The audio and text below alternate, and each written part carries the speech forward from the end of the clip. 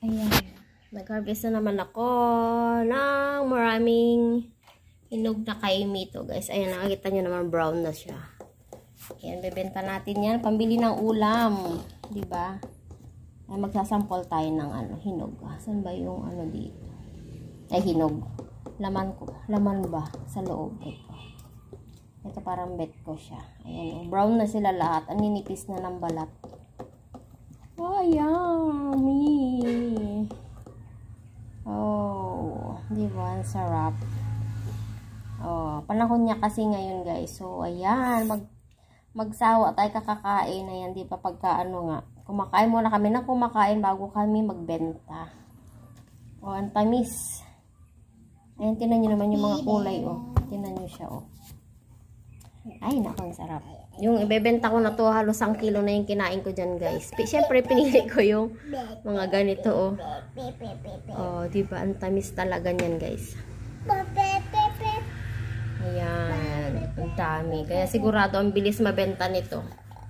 Papabenta ko lang siya sa palengke. Ayan. Diba? Kala mo ay bulok na, pero ayan, oh, napaka-sweet. Ayan. Ayan, guys. Star apple pa rin. So, ayan, next natin gagawin ay pipiliin natin yung mga goods. Ayan, nalagay ko siya dyan. Nilagay ko siya ng dahon ng saging. Ayan, o. Yung mga goods natin, papabenta natin bukas. Ayan. Ayan, so, yung sa ate ko, bebenta niya yan. So, pala na rin siya mamili ng gusto niya benta. Yung mga i-reject niya, maiwan na rin doon sa kanila. Freebies ba? Free na lang siya. Ayan. Sa tako. Napunta sa tako na uod. Ayan, nalagyan natin dyan. Pilihan na lang nung magtitinda. Pero goods naman yan. Maraming goods dyan. Pero yung iba kasi medyo sobrang liit na. Hindi na niya siguro ibebenta. Ay, katayo naman, oh. Puno yung isang batya. Isang timba. Ayan, oh. Lagyan na natin lahat. Ayan. Dami. Ang dami. Diba?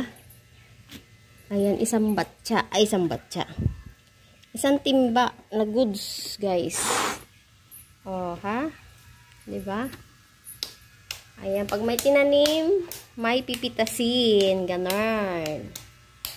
Guys, thank you for watching. Ang tamis, oh. Umakatas na siya.